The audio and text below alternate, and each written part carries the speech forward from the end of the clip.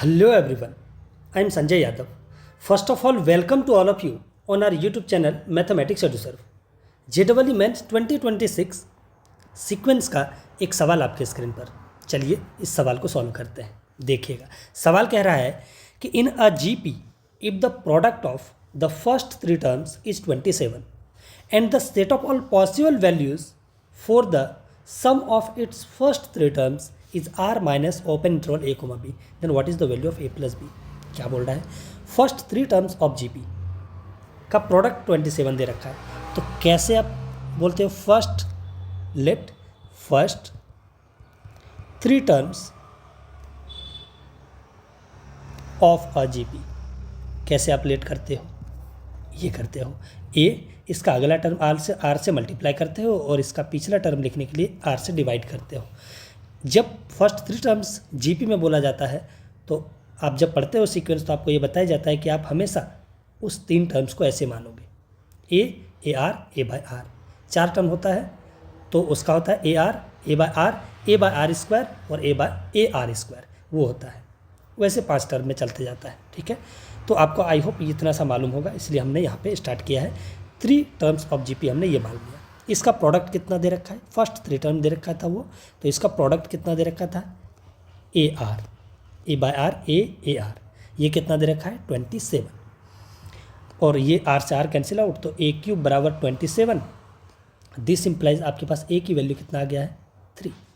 अगर आपके पास ए की वैल्यू 3 आ चुका है, अब सम कंसिडर करते हैं कि इसका पॉसिबल सेट ऑफ वैल्यूज़ क्या है, ये निकालना है हमें, ठीक है। और उसको लिखना है आर माइनस ओपन इंटरवल ए कोमा बी के फॉर्म में। ए की वैल्यू और बी की वैल्यू बाय कंपैरिजन आ जाएगा। तो अगर मैं सम की बात करूँ तो ए बाय आर ए और ए आर ये आता है। ए से अगर ऐसे हमने कॉमन निकाल लिया तो आर प्लस 1 बाय आर और plus 1, right.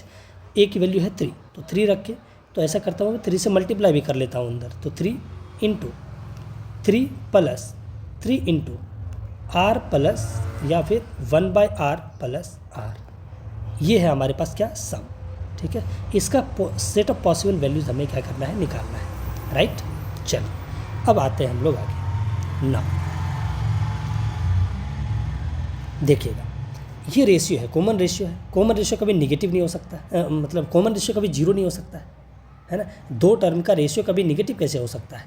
A2 bye A1 ratio कभी भी जीरो कैसे हो सकता है? राइट, सॉरी, निगेटिव नहीं, जीरो कैसे हो सकता है? किसी भी दो टर्म का रेशियो जीरो नहीं हो सकता है। दैट मीन्स ये जो कॉमन रेशियो आर है, आर क्या हो सकता है? या तो पॉजिटिव होगा या क्या होगा? निगेटिव। अगर पॉजिटिव होगा तो आप जानते हो 1 बाय आर प्लस आर की value greater than equal to कितना होता है? 2। Minimum value of 1 by are plus r कितना होता है? 2। किससे? A M G M inequality से। चलिए आपको मैं वैसे ही बता देता हूँ। A M is greater than equal to G M by 2 positive quantity का ए एम जी एम से बड़ा होता है या बराबर होता है। तो A M a plus b by 2 greater than equal to 1 by r into r. This implies इस 2 से मल्टीप्लाई कर देता हूँ तो 1 by are plus r greater than equal to कितना है? 2। तो हमें क्या चाहिए? 3 plus 3 into 1 by are plus r. तो 3 से मल्टीप्लाई किया तो 1 by are plus r greater than equal to कितना हो गया? 6। और अगर मैं 3 को ऐड करूँगा तो ये कितना बन जाएगा? 9। दिस इम्प्लाइज ये जो एस है, एस किससे बड़ा हो जाएगा? 9। तो देयरफॉर एस का यहाँ से पॉसिबल वैल्यूज़ क्या निकला? Closed interval 9 to infinity. अब दूसरा केस ये हो सकता है, केस 2। वो केस 1 था कि आर निगेटिव हो सकता है। अगर आर निगेटिव होता है तो मैं मान लेता हूँ, क्या मान लेता हूँ? Let r is equals to minus something t बोल देता हूँ इसको, वेयर टी इज़ पॉजिटिव। अगर टी पॉजिटिव है तो माइनस टी क्या होगा? निगेटिव होगा। आर को मैंने ऐसे मान लिया, मैं प्रूफ बता रहा हूँ आपको। वैसे अगर आर निगेटिव होता है तो आपको पता होता है कि 1 बाय आर प्लस आर की value less than equals to 2 होता है। मैं प्रूफ के साथ भी बता रहा हूँ, देख लीजिए आप। आता है तो आप इसको स्किप कर सकते हैं। तो टी तो पॉजिटिव है, तो टी पॉजिटिव है तो 1 बाय टी प्लस टी की वैल्यू कितना होगा? Greater than equal to 2। लेकिन टी की वैल्यू कितना है?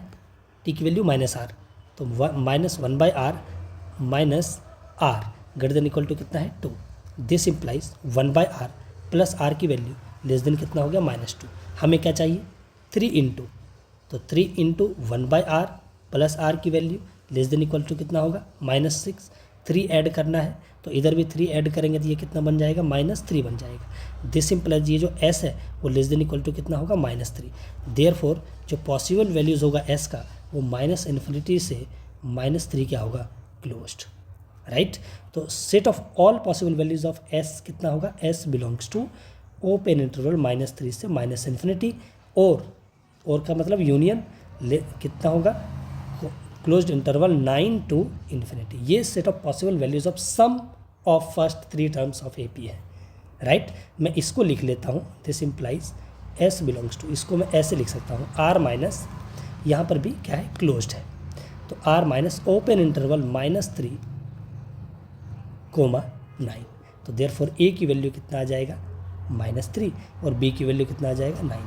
तो देयरफॉर A² प्लस B², ये 9 + 81 इज टू कितना है, 90, और यही हमारा क्या होगा, आंसर, ठीक है। So thank you so much for watching, thank you so much, फिर मिलते हैं अगले video, thank you so much.